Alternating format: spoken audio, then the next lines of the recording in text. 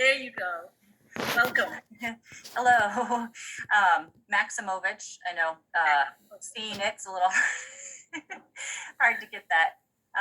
Senator Deschambault, Representative Warren, and members of the Criminal Justice and Public Safety Committee. My name is Ann Maximovich. I live in the town of Cumberland, and I currently serve on the MS80 51 Board of Directors. I am here today to testify in support of LD 1939, an act to protect school administration officials from harassment and abuse, sponsored by Senator Breen and Representative Moriarty. Our district experienced a very public campaign of harassment, intimidation, and abuse from June 2020 through the election of June 2021. The precipitating event was a statement issued by our district's Equity Leadership Steering Committee, of which I'm a member. This statement was in support of racial justice and condemned anti-Black racism and white supremacy following the murders of Breonna Taylor, Ahmaud Arbery, and George Floyd. A disgruntled parent in the district began speaking out in opposition to the statement and all effort of the district to engage in anti-racism and equity work. He brought in another out-of-state aggressor with a history of harassing elected officials in Falmouth and Scarborough. During this long year, various members of the district, the majority of whom also live in the community, were targeted, including members of the board of directors, our superintendent, and a school social worker. I became a target in September of 2020 when a sign with my photo on it was installed in the yard of the parent, which also happens to be across the street to the entrance to our campus, leading to both our elementary and middle schools. Given the fact the sign didn't violate any state statute or local ordinance, I was left without any recourse but to try and resolve the matter personally. My good faith effort was met with further escalation and harassment. I was issued a criminal trespass warning by the Cumberland Police Department after leaving a note and politely asking for the sign in person to be removed, despite the fact I was never asked to leave or not return to the property. The day after I was issued this warning, the parent installed a larger sign, this one billboard sized, which he self-reported to have set rat traps and electric fencing to protect it from interference. This sign stayed up illuminated at all hours until he took it down in February, only in order to prepare his home for sale.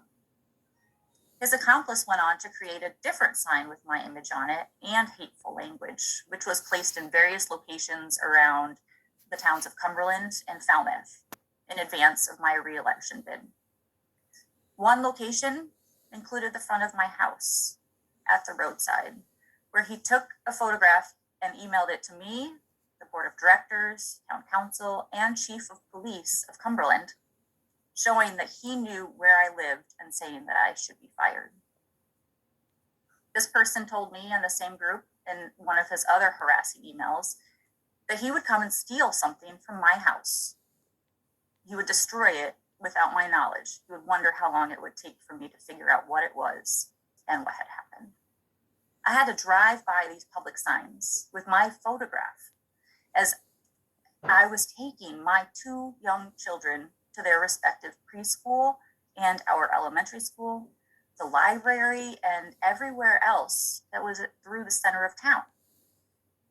The chief of police repeatedly refused to talk to these individuals since no state statutes or local ordinance were violated. I was told there was a higher standard, a higher threshold for meeting harassment since I was an elected official, but there was nothing that was being done. I was failed by the town of Cumberland, and my fellow victims were failed. If it were not for the involvement of Cumberland County District Attorney Jonathan Charbet, I would not have had any personal resolution. No one should experience similar disparate treatment for any reason, let alone for serving the community they live or work in.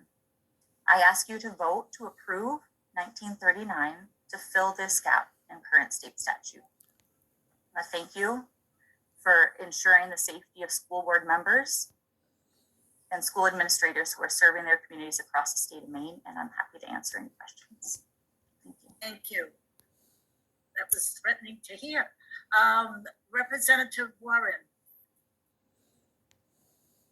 Thank you, Madam Chair. Thank you, Ms. Maximich, for being here today.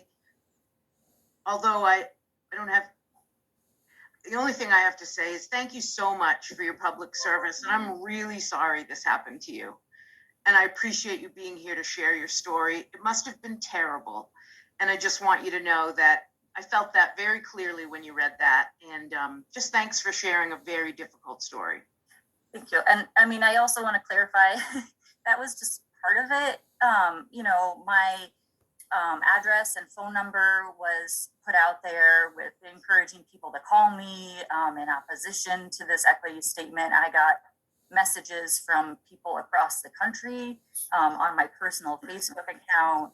It was a slew of things, but certainly coming to my house and doing these things. And, for there to be this gap in the current state statute, it was really difficult.